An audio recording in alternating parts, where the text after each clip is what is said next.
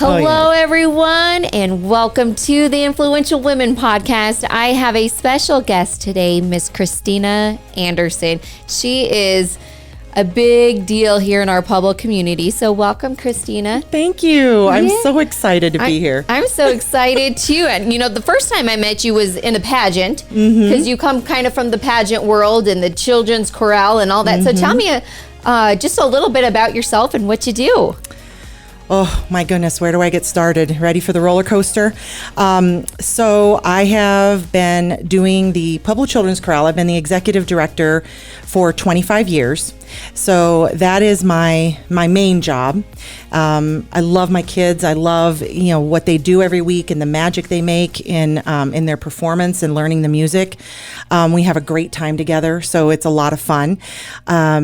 So that's my main job, and I'm the only co-founder left with the organization. So there have been other co-founders along the way, but they've stepped back, and I'm the one left, holding the baby together. So that's awesome. I love it. Yes, and then 11 years ago, I started a for-profit business called Upon a Star, singing telegrams and entertainers, which I think is such a wonderful idea and so needed. Like it's so awesome that you do that. Yes. So I may hop into a restaurant or a party of any kind dressed as a multitude of characters. So I may be Snow White, the fairy godmother, Marilyn Monroe, Elsa. I was just Elsa last night at the city park. Oh, that's why you still have your nails blue. Yes, for that's Elsa. why and I'm still full of glitter. So I kind of just sparkle all the time. Oh, I love it. Doesn't glitter just make you a little extra happy though? It sure does. Yes, well, I need glitter in my life all the time. And you actually stopped by last week at my daughter was doing a princess camp. Yes. And you stopped in and the girls just stopped because the fairy godmother arrived. How fun. That is probably my favorite part of doing my job with Upon a Star is that I could walk in just about anywhere and the eyes just become glued. And I always tell my girls, because I have a cast of girls that work for me too. Oh, okay. I always tell them, I say, if you can create that magic, it's all about, when you arrive, what are you creating for whoever we're doing it for, whether it's a little girl, whether it's an adult, who knows who it might be. What magic are we bringing? You have to be believable. You have to, when you walk in, they have to completely believe you are the fairy godmother or you are Elsa. And you have to bring that magic. And that's actually something I learned from Disney because I've taken several groups to Disney to perform. And we get to have workshops, which are wonderful, and with the cast members. And that is one thing that they really instill, whether, when you go to the parks and you experience the characters there or wherever it may be, they believe in instilling that magic. And so that's what I want to create with my business as well. Whatever. Bringing a little bit of Disney all around Pueblo. That's or right. Southern Colorado. And what made you come up with that idea? Well, so here I'm going to go back a few years. So the reason I started Upon a Star singing telegrams and entertainers because there was a need in the community for Christmas carolers. So they wanted Christmas carolers up and down Union Avenue. I'm going to adjust this. They wanted carolers up and down Union Avenue for the holidays. And I'm like, okay, I can do that. I have access to many full Dickens caroling costumes of a multitude of colors. And so I just decided, to get in touch with that organization that had those because I knew they were no longer using them. And they gave them to me, all of them. So, but then after I started the Christmas caroling part of it, then the singing telegram part came back. So going back several years, I used to do singing telegrams for a company out of Denver called Eastern Onion Singing Telegrams. I started with that company in 1992, I believe. Dates me a little bit, going back. So 1992, and I loved that job. I was up and down the I-25 corridor, Denver, Springs, Pueblo. On Valentine's Day, I would deliver somewhere in the neighborhood of 20 to 30 singing telegrams in one day for Valentine's Day, all over Southern Colorado. She closed the company. So even when I was pregnant out to here with our son in 1994, she had me delivering singing telegrams as basically barefoot pregnant woman. That was a character she created for me. Oh, I would make lots of trips to Fort Carson and announce to soldiers that they were about to be dads. Oh my gosh, that is so magical. Yeah. But you're like, this isn't your baby, but you're having one. Yeah, this is not your baby, but but you're going to be having one. Cute. I remember even up until the week before I delivered. This is a funny story. She booked a wedding up in Denver, and it was a pretty schwanky, bougie wedding with a groom that was from a very well-to-do family, and the bride was, kind of this Southern belle kind of, backwoods kind of family. So the parents of both the bride and the groom thought it would be funny to have the two of us, my coworker and I, go in as he was dressed to the nines in a tuxedo, and here I am in a short baby doll dress, literally barefoot and pregnant, and a blackened out tooth to boot. And we go into the beautiful, downtown Denver, Marriott, I believe it was, in this beautiful ballroom, crystal chandeliers everywhere. And we had to do this whole routine with him, being a very well-to-do, and me, being this backwoods, barefoot and pregnant Southerner. And it was a hoot. It was hilarious, but I was literally a week before delivery. Oh my gosh. It was fine that I was barefoot because I couldn't even keep shoes on my feet anyway because my feet were so big. But and then I was induced like 3 days after that. So it was crazy. I mean, I've done some crazy things. I mean, I sang to Wade Phillips when he was the head coach of the Denver Broncos. This was probably the worst singing telegram I've ever experienced. Oh, no. Yeah, the Denver Broncos, again, nice people as they are, they thought it would be hilarious for me to go sing to Wade Phillips on his show live in Denver after he won his first game with the Denver Broncos. So here I am, in my tuxedo, top hat. I go on to the set and do my intro and go to sing to him. He was not happy. He was not happy. He was the worst recipient of a singing telegram ever, and it was on live television. I have tape of this. I want to see that. That's hilarious. Gosh. Yeah, he was. Did you at least get his autograph or say, "No, good job, coach. Sorry about that. I was paid to do my job, and I did it." So I every time I see him on television now coaching a game, I think, good old Wade. Good old Wade. He's a good guy. Oh, that is funny. But when it came to Upon a Star, and I knew, so she closed the company, and it was one of the best jobs I ever had. I had it from 1992 to, she closed about 1995, 96. So for about a good 4.5 years, I loved doing that job. And so when I started Upon a Star, I knew, that's why I put singing telegrams into the name of the business, because I knew I would bring singing telegrams back to that. And an array of characters. So I did that, and so after caroling came the singing telegrams, and then princesses came into the mix. So jeepers, yeah, that's fun, and you love Disney, so that's right up your alley. I do. What's your favorite character to play?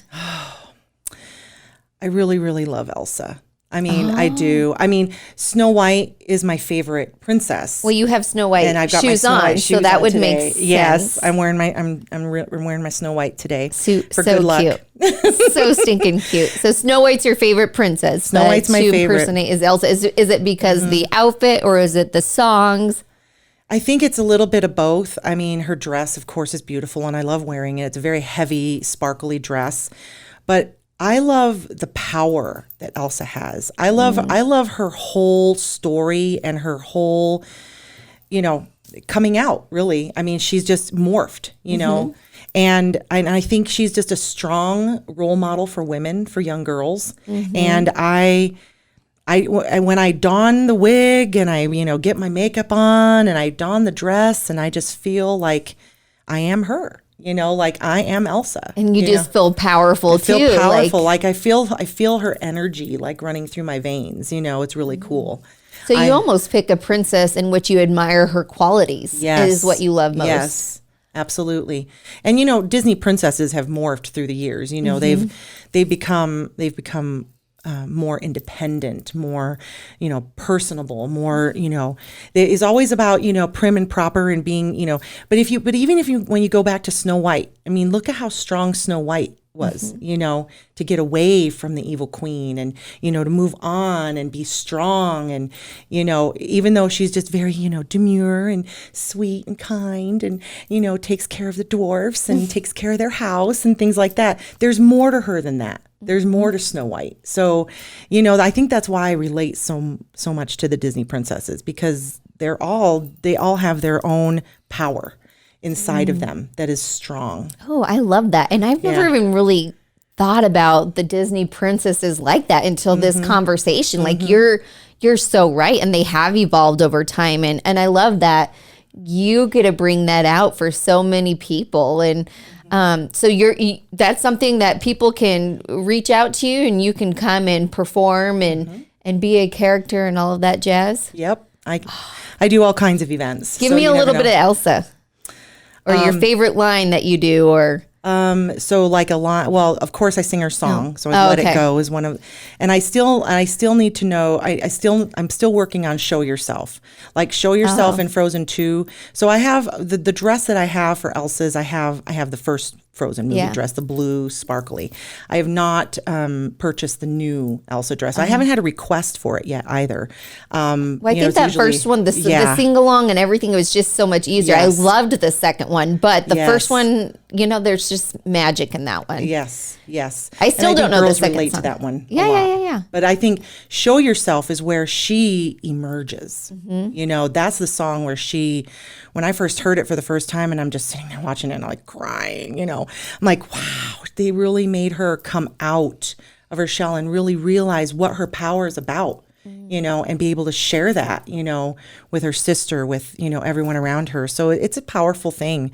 And I think I just, when it comes to Disney and it comes to, the princesses and whatever that magic brings, it's just kind of part of my life. Everyone knows me in Pueblo as, they call me the Pueblo Disney princess. Which is true. It's true. That's one of my things. But, the thing that I hope I go down for, in history is, of course, my relationship and stronghold with the Pueblo Children's Chorale. But, working with kids in general is wonderful. I mean, I say I have the best gig in the world, and I really, really do. I mean, I get to work with kids all the time, and that's which is so awesome. You can't get better than that, Well, we're so lucky to have you in our community and to be able to give the children a voice and have that program to, discover those talents. It's just awesome. So thank you for all the work that you invest in our youth, as well as bringing a neat business to not only our community, but so many others, and bringing that magic. It's just so important. Who's been an influential woman in your life? I've had many. My grandmother, my Grandma Morgan, number one. Strong woman.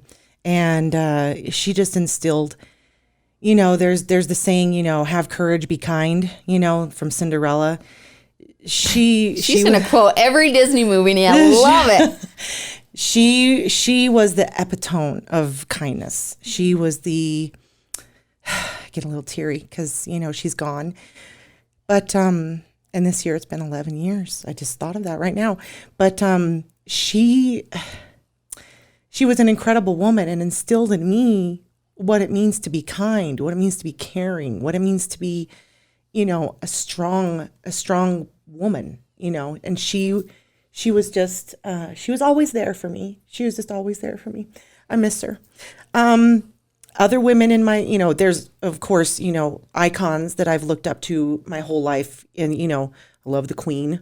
Everyone who knows me knows that I'm an Anglophile. I love the Queen too. I love the Queen. But Princess Diana, that was a one that thank you, Jenny. She's on it. Princess Diana, another strong female, in our lifetime that we saw, of course, another person who morphed through her lifetime and grew and was strong. And, you think of women that you look up to and you want to, it's not emulate, but you want to draw on that strength that they have. And, everything that she went through, and she still held herself. She still always looked wonderful. She never looked like she was going through massive turmoil behind the scenes. She always held herself with grace. Yeah, that's the first word that comes to my mind is grace. She was just a graceful soul. Yes. And everything she did. Yeah. I mean, so when you look at her and you watch her and you study, I've studied her, and, I've just, she's just amazing. Someone who is influential to me vocally and as a performer, there's two women that I admire a lot. One is, of course, very famous, Julie Andrews. I mean, Mary Poppins, Sound of Music, those. The classics. Yes. And so she is my music icon. Have you ever met her? No, gosh. Wow. Someone to sit down with tea with. Right. Well, that's my next question. If you could have, tea or lunch or somebody, who would that be? Would it be Princess Diana? Would it be Julie someone Andrews? Who's passed, it would be Princess Diana live. Oh, Julie Andrews, yes. Man, what a conversation we could have about but reach the out to arts. her. Don't you think she would love to hear that? Because she's not up to much right now, right? No. And, I really admire her because, even after she wasn't able, she can't sing, she went through the vocal surgery and vocal issues. Oh, man, I think about that and I think, what if I couldn't sing? What if I couldn't use my voice? How would I feel? What would I be? Would I still be me? Kind of thing. And you would be me trying to sing in the shower and it's not pretty. So I think of what she's gone through and the fact that, she's not able to just perform like she used to. And I'm, oh man, but I just admire her so much. And then someone that I admire locally here in Pueblo, Jeannie de Niro Trujillo, who has been teaching dance for ever. She's I think heading into I think she announced year 30. Oh, wow. She's going into 30 or maybe somewhere between 30 and 40, maybe. She's still going strong. She is awesome. She teaches I take belly dance with her right now. Prove it. Let me see it. I'm undulating right now. Can you see it? I'm undulating. But you should teach me how to do it because I need to start doing something different. I'm telling you, the undulating is awesome. Is awesome for the core. I'm doing it right now. Yes, undulating. So that's what's awesome about Jeannie is you can take dance with her from babies all the way up to adults. I mean, she has women older than me that are dancing with her. So that's incredible. And I love dancing. I didn't know I would like dancing until I was in the Nutcracker here in Pueblo in the ballet. My friend Michelle, she put me in the Nutcracker. Well, she had me be Mother Ginger, which I've always wanted to do that. What an honor! Yeah, bucket list. Tell me about that because that's some. I went and supported my friend Christy one year, being the Ginger. What is Mother Ginger? And I'm like, I want to be that. So I just can't wait till somebody asks me to be Mother Ginger, and I'm going to stand there and go. Exactly. It is. Well, congratulations to you. I'm jealous. That was in. Oh my goodness. I think that was the 2015 production. So that was my first introduction into being the Nutcracker. Because it was on my bucket list. I'd go see it every year and I'd be like, oh, I would be such an awesome Mother Ginger. So I just have to get in with these people. I have to let them know that I want to do this. And so, I killed it. I'm sure. Killed it as Mother Ginger. Mm-hmm. Yes. And then after that, they were like, well, how would you like to be Mrs. Stahlbaum?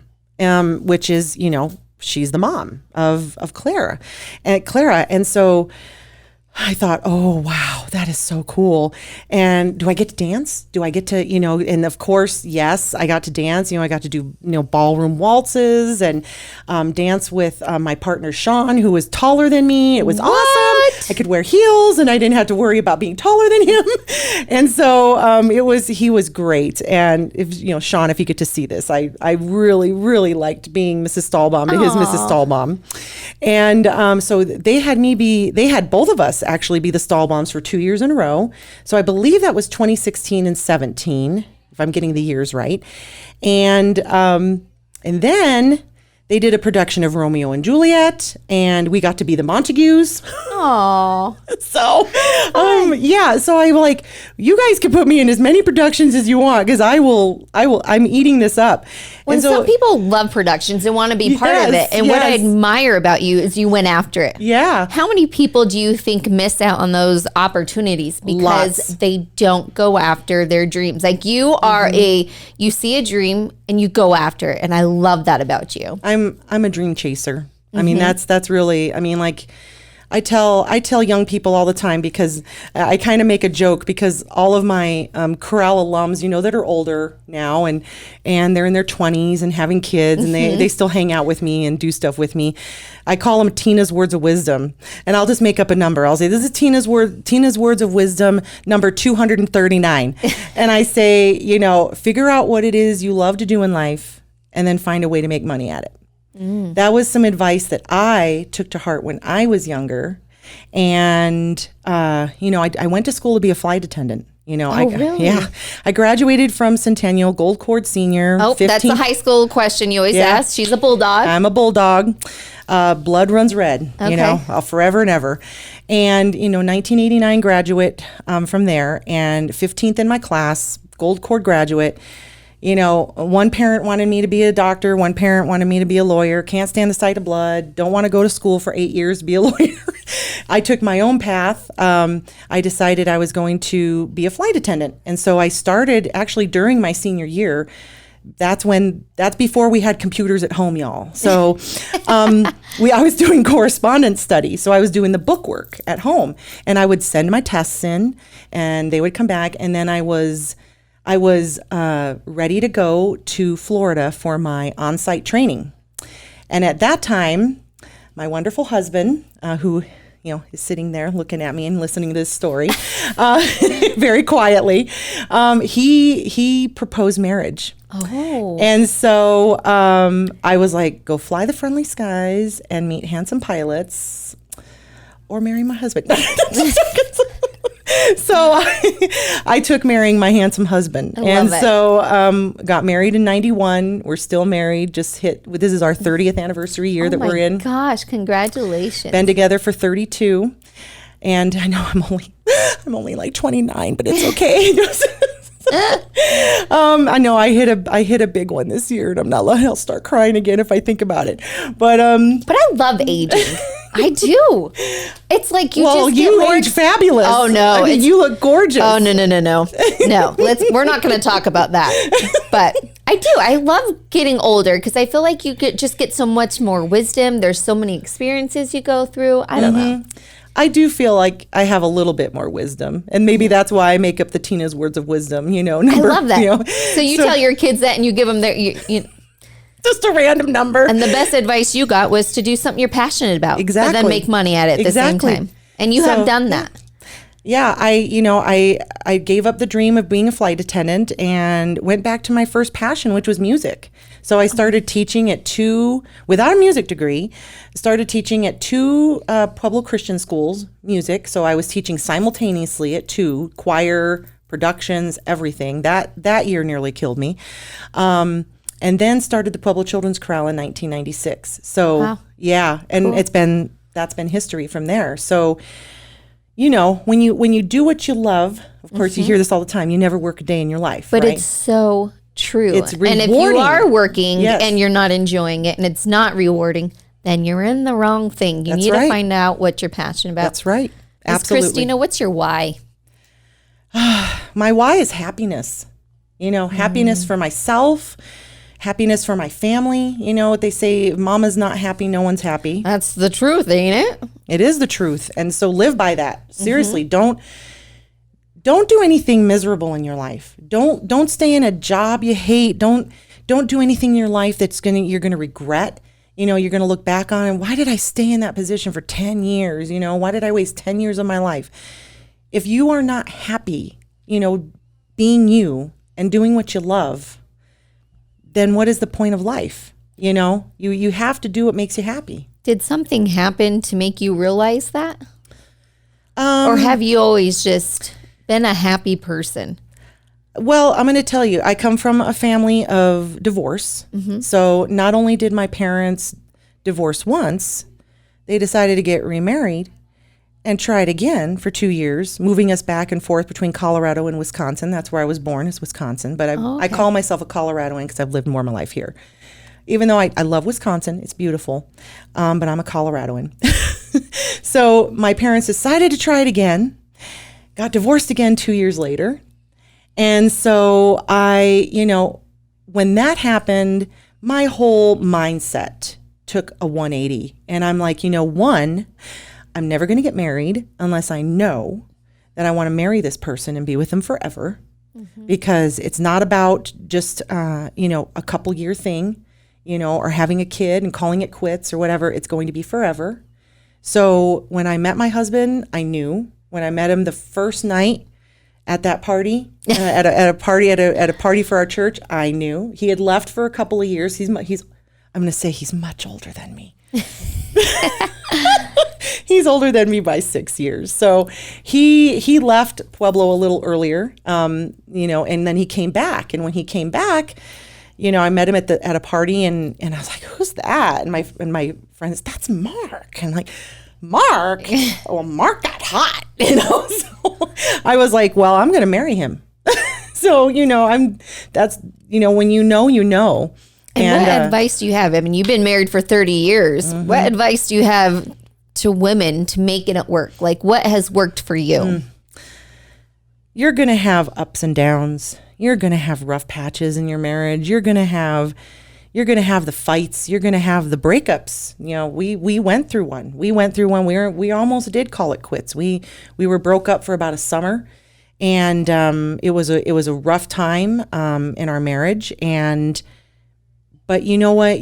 We came back together and we're like, why are we together? Why do we want to make this work? What is our why as to why we want to make it work? And the bottom line is we love each other, period. And that's what's going to bring you back every single time is the love that you have for each other. That foundation that you've made. Exactly. Mm-hmm. Absolutely. So yeah, and now we're in the time of our life that it is, you have that magical time before you have kids. Mm-hmm. We had 4 years before we had our son, Dane. Dane turns 27 this year. And you just have the one son, right? One son, one and done. So yeah, I was in the next day getting my tubes tied. So I was like, yeah, one and done for me. That was enough. And he turns 27 this year. And so I was trying to remember where I was going with that. And so now we're at the time of our marriage. It's after kids. And it's so fun? Yes. So just telling you. Lots of happiness? It's coming. It's coming in a while for you, Jenny. Yeah, it's a while. It's a while away for you, Jenny. But, that's wonderful, when they move out and you have the house to yourself and we can do what we want. We go where we want, we hop in the car and go on a trip. Do you ever make your husband dress up as one of the Prince Charmings? Now, I'm just going to say this. I do have a Prince Charming costume. That is for him. And he has on occasion worn it. Every year, so the reason the Snow White thing started for me so big is because when we moved into the house we're in now, and we are, I think, on our 18th year in this house, the very first year, because our house looks like the dwarf's cottage. Aww. It's pitched, it's a cottage style house, brick house, and I dress as Snow White every year. So I had the costume made by a woman who, made Las Vegas. Custom costumes. Yes. So That's why they're always so pretty. Yeah. So I had this woman who did, Las Vegas showgirl costumes make me my Snow White costume. Aww. And so I am known as Snow White in the neighborhood because the kids know every year. Do you like for Christmas time decorate it like the village and have the 7 dwarves out there with lights on them and you're just standing like, hello. I wish. Find those for me and I'll do that. Okay. But anyway. Amazon has everything these days. They do. But he'll dress as the prince with me some years for Halloween. It depends on if he wants to scare the kids or not, so. Well, I challenge you guys to go all out for Halloween and Christmas this year. And I'm going to bring my kids. Okay. Because you're good at bringing that magic. Yes. So you know what? I'm coming to see you. Okay. And you're a queen. Yes? Because I first met you in the pageant world. Mm-hmm. You've done a little bit of everything in the pageant world, from volunteering to singing to performing to being a queen yourself. Tell me a little bit about the pageant world. So I started in pageantry when I was a teenager. So back when, I ran for Miss Teen Colorado in 1980, like back in the day. So everyone probably knows my age by now. I've said so many dates, but I ran for Miss Teen in the 80s. And then I kind of took a break from pageantry. And then just before I got pregnant, I ran for Mrs. Colorado in 1993. And there's not enough butt glue or saran wrap or Vaseline in the world to make me go back and do Mrs. Colorado ever. I saw things no woman should really see. Really? Yeah. Okay. Like the saran wrapping of the waist and the Vaseline on the teeth. That's a common thing. Right. But duct taping, making everything. I'm like, come on, I'm au naturel.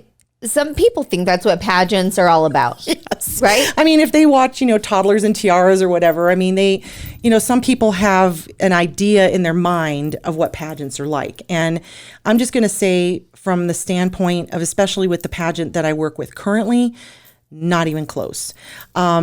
So, I competed here locally. I won Ms. Colorado here. And then. Congratulations. You were there. Your husband gave me my final question on stage. Oh, yeah. It was pretty awesome. We used to MC it. So, Yes. So that was a fun night. And it was really exciting because that was my first real big pageant win. So it was pretty awesome. I've become very good friends with the first runner-up, Danielle, who got me involved with the pageant that I'm involved with now, which is Little Miss Colorado. I started competing with her. Well, I had judged for her. I now MC for her. And her name is Rebecca. She's my pageant director. And so Little Miss Colorado, it was like really opening my eyes to what pageantry should be like because and what should it be no like? Drama. No drama. There should not be any drama. There shouldn't be any drama. There should be camaraderie. Mm-hmm. There should be friendships made. It should feel like a family. Mm-hmm. And that's exactly what Rebecca creates with Little Miss Colorado. So I competed for the first time with her. I competed for in Pueblo's prelim, and I won Miss Elite Pueblo. And then that took me on to the state, and I won Miss Elite Colorado, Ultimate Grand Supreme. And then because when I'm crowned a queen, when I win a title, it's not about a title for me. It's about what can I do because I'm wearing the crown. Because you become an instant role model. Mm-hmm. Little girls look up to you. Big girls look up to you. And it's something about that sparkle on top of your head. Mm-hmm. And they go, wow, it's kind of cool and it's sparkly and it's pretty. But for me, what it means for me when I win a title is what can I do? How can I give back? And what's the most proud thing that you've done being a queen? Like what has this is why I'm a queen. This is why I'm doing what I do. What was your most proud moment? There have been so many. I love volunteering for junior achievement, going into the schools and working with the kids with junior achievement. I love doing that. That's one of my favorite things to do. Crystal Hernandez got me involved in doing junior achievement. I'll never go back. I tell her that you'll never get rid of me because that's amazing. And just seeing, because you get to go into the schools and I get to talk about entrepreneurship, which I am. Mm-hmm. I am an entrepreneur. I've created 2 performing arts businesses, one for-profit, one for, nonprofit, one for-profit. And I get to go talk about that, in the schools. Another fun thing that I did, and I believe it was on a 4th of July, or maybe it was a Memorial Day, I decided to go into Parkview and take American flags to the veterans. There were many veterans staying at Parkview at the time because something was happening at the Walsenburg Veterans Home, and they had brought them all to Parkview. So I went over there and I just gave out flags to all the veterans it might have been Veterans Day. And that was real heartwarming. I really enjoyed that because, hearing their stories and the tears and just, someone coming in and just, being appreciative of them and doing that. I love that you did that. And you do, like with your position and your platform, you get to bring a lot of joy to a lot of different people from different ages. What's been some obstacles in your life that have been challenging and that you have had to overcome? Well, and this is pretty recent for me. I have been on a 2-year journey in controlling my blood sugar. So I did not know that I was having problems with my blood sugar until I ended up in the hospital for 9 days 2 summers ago. It's coming up on 2 years in August. I got an infection. I got the scar right there to prove it in my right foot. I got up one morning and I couldn't even put my foot down to the floor. It hurt so bad. Went to see my doctor and he sent me immediately to the hospital and, found out my sugar was 394. Which is bad. My A1C was a 12 point something, which a normal A1C is about 5.2 or lower. Okay. So my sugar was through the roof. They're throwing the D word at me, which, I don't label myself. I don't give myself that label. That runs in my family. I've got it, both my parents, my maternal grandfather, all diabetic, but I do not label myself that. So here I am in the hospital. I've got a giant hole in my foot that's deep, and I'm on antibiotic.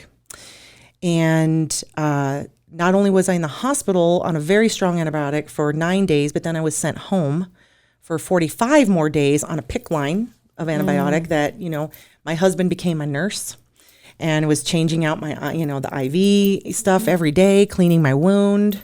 I mean, that's when you know. That's when you know.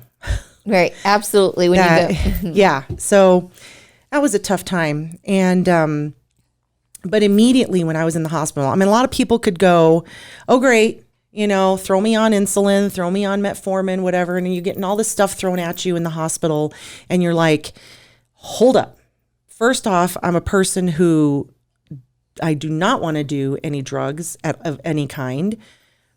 Unless it's absolutely necessary. Obviously, I was on the IV of, penicillin. That was necessary. I needed to take care of the infection.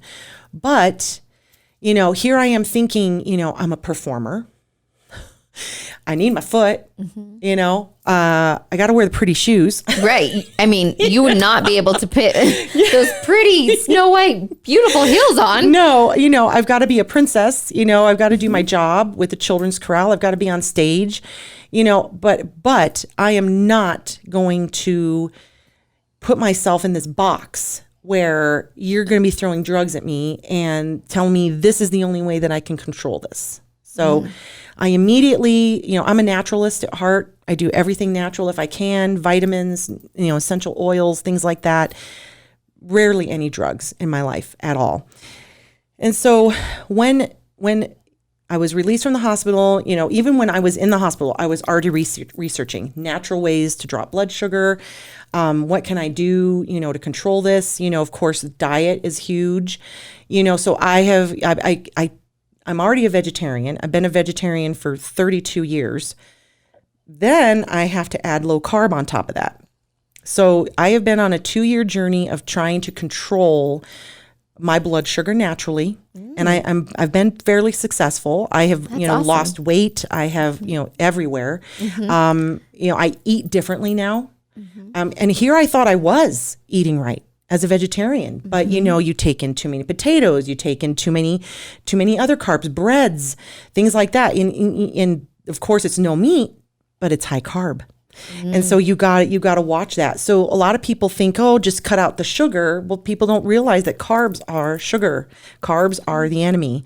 So I haven't, a lot of people go keto or things like that. I can't do that because I don't eat meat.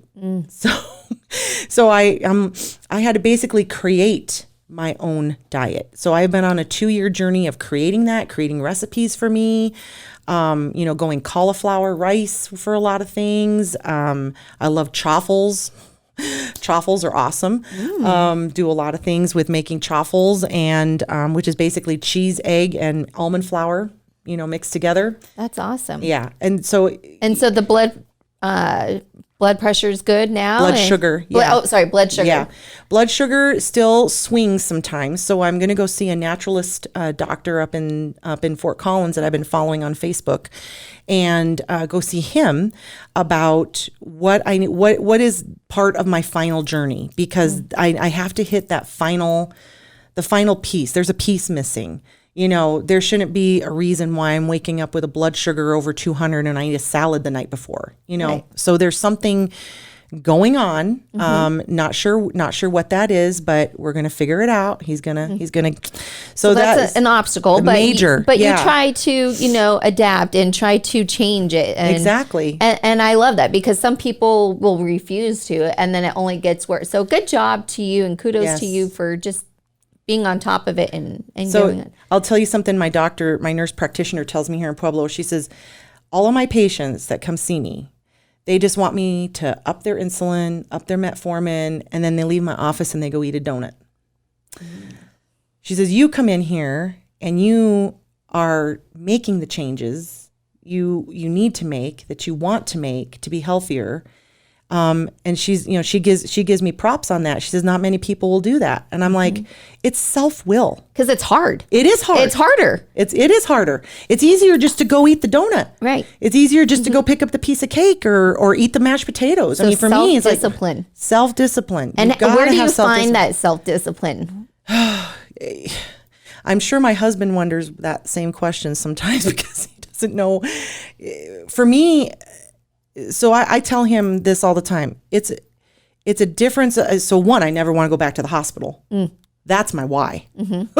Right. I'm not going back there. Never, ever again. I mean, I left with bruises the size of fists all over my arms from them poking me. And I don't like needles. I don't like blood. I don't like the hospital. So I never want to go back there. That in itself propels me. But also I just, I want to be healthy. I don't want there to be any question marks in my health report, saying you need to fix this, you need to fix this, For me, I want to feel good, and I definitely do not want to be back in the hospital with any kind of infection. I mean, my father lost a leg from the knee down. And let me tell you, when you're in the hospital for 9 days and you're looking at that infection in your foot and that's not running through your mind. I mean, every day I was like, I'm not going to lose my foot. I'm not going to lose my foot. And you did it, and here you are. Yeah. So, you get down, but I don't get down long. I'm down, and then I'm like, what can I do? I mean, it's just like you say, you pull your big girl panties up and you figure out, a moment to go on, and you figure out what you need to do to turn it around. And you're a performer. I'm sure there's a list of songs that describe you. Or just your jam. What is that one song, if you can even pick one? Because I'm sure you just have a list of them. Oh my gosh. Well, and the little saying that I keep on my computer is from Spoonful of Sugar from Mary Poppins. In every job that must be done, there is an element of fun. You find the fun and snap. The job's a game. That's one of my favorite quotes ever in a song. So I love that. That's one that sticks in my mind. And that kind of suits you perfect too, to how you do life. Yeah. You find the element of fun and snap, the job's a game. And then my go-to jam is Good Life by One Republic. I love that. There's a line in the song that goes, when everything is up, you got to take it in, and that's life, when everything is up, you got to take it in. There's no other way to describe life. And that's why you're why, because you're happy. Exactly. Yeah. And what advice, live the good life. Absolutely. What advice do you have for other women? Well, like I said earlier, figure out what you like to do in life and then find a way to make money at it. And you must be determined in that, because I've been fighting a stigma for years. I mean, I've been a performer for 30 years, but a paid performer, that's another thing. There's a stigma, even here, even still. Denver doesn't have a problem paying performers. Colorado Springs doesn't have a problem paying performers. Pueblo, sometimes they do have a problem paying performers. Performers need to be paid. You ask someone to sing for a wedding. You ask someone to sing for a funeral. You ask someone to perform for a birthday party. They deserve to be paid. Absolutely. So knowing your worth. Job. Knowing your worth. Absolutely. So do you say no? Do you say no a lot? Yeah, I mean, I've had to start saying no because, they'll come back and say, well, it's exposure.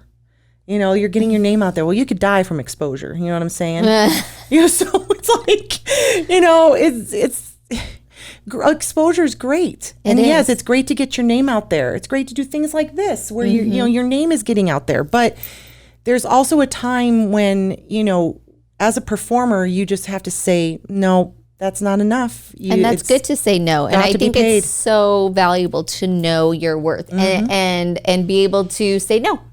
I mean, plain and simple. Absolutely. I love that.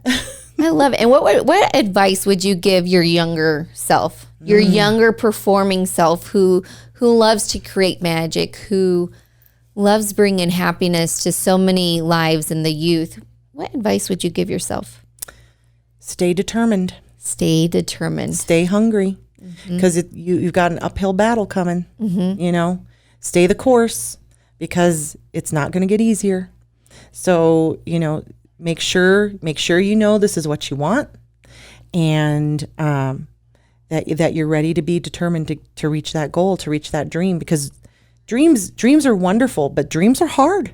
You've got to work hard to make that success and make that dream. Those dreams just don't happen, right? They don't just happen. You have to get out there and work for them. And you are a woman that has just made things happen. I'm sure it hasn't been easy, but you're a hard worker and you go for it. I try. I really do. I love that about you, because you are such a fun, lovely lady, inside and out. Like, you just bring so much charisma everywhere you go. Do you get that a lot? Like, you're just a joy to be around. I do. And I love being happy. There's really no other alternative for me, in being happy or being sad. For me, it's like I'd rather choose to be happy and enjoy life, because, if you're sad, sitting around all the time and just getting depressed, and, what good is that? So, of course, if you're in that situation where you need someone to talk to and you need that help, of course, reach out and get it. But for me, like I said, it's not a switch, but it's just a mindset. It's like you can either choose this or you can choose this. You can control it, You can definitely control it. And you can either decide one or the other. And you make your life what it is based on that choice. And what are 3 words that best describe you? Boy. Happy. Happy. I always, and this is one that I put on. I think Matt, or you read this in my description of 3 words during the pageant, during Miss Colorado. I always say supercalifragilisticexpialidocious. Oh, I love it, because I love it. That encompasses a lot, right? Joyful. I try to be. So yeah, happy, joyful, and supercalifragilistic. Expialidocious. Oh, so Mary Poppins is a big one for you, because it's got a lot of advice. It's one of the words that describes you. So maybe it's just a good time to put in the movie and find out what else we can get from That's right. Mary Poppins has a lot of good advice. And what's something nobody knows about you? I've shared so many secrets today. Something no one knows about me. I don't know. I share so much on Facebook. Probably I shouldn't. What's a deep secret? Oh, gosh. That you hold in that you don't want people to know? Deep secret. But maybe people should know about you. Well, I'm a mermaid. Yeah, okay. Everyone knows that though. Sense. I mean, I love water, and I love being in the water. I have to be near water a lot. My pool's going in next week, so yeah, there we go. Congratulations. Let me see. I don't know. I guess maybe this is something. I get nervous. Really? Yeah. Wow. A lot of people ask me, you've been performing for 30 years. And you still get nervous. And this is what I tell people that, if I tell them I'm nervous and I say, if you don't get nervous when you're ready to perform, then it doesn't mean anything to you. It doesn't mean anything. If you just are like a robot in life and I'm just going to go sing again, going to go do this again, whatever. I'm just going to be Elsa again. If you don't get a little bit of nerves going on in that tummy, if you don't get those flutters, it doesn't mean anything to you. Why are you doing it? If it still challenges you. It still challenges it. I still get excited. Yeah. So if you're not getting excited and, thrilled, people will ask me, how do you walk into a big old restaurant or a party of 200 people and just start singing? Well, I'm nervous. I'm nervous. Yeah, sure. I am, because I got the jitters going on, but like I said, if I don't have those, then I'm questioning myself. I'm like, wow, should I still be doing this? Should this still be my profession? Should I be trying to, if I'm not bringing the joy, I got to bring the joy. And if I get those flutters, and then I can bring the joy. So maybe that's what people need to know, is that it's okay. It's okay to be nervous, but it's Absolutely. good because it's what challenges you, and then at the same time brings joy to your life. What else should we know about Miss Christina Anderson? I don't know. I think I've shared quite a bit. You have. I've shared quite a bit. I just finished. Well, so we were talking about pageantry and the titles. So after I won Ms. Colorado, my pageant director made me Queen of Queens the following year, because she crowns one contestant from the following year. One of her royalty is Queen of Queens, depending on how they use their year. Oh. And so, because I did so much in the community, like 50 some appearances and worked hard with my title, she crowned me Queen of Queens. Oh, congratulations. And then I thought, thanks. So that was 2019. And then I thought my pageant days were done, but then she created Little Miss and Mr. USA, National USA. And we did the first one last year virtually.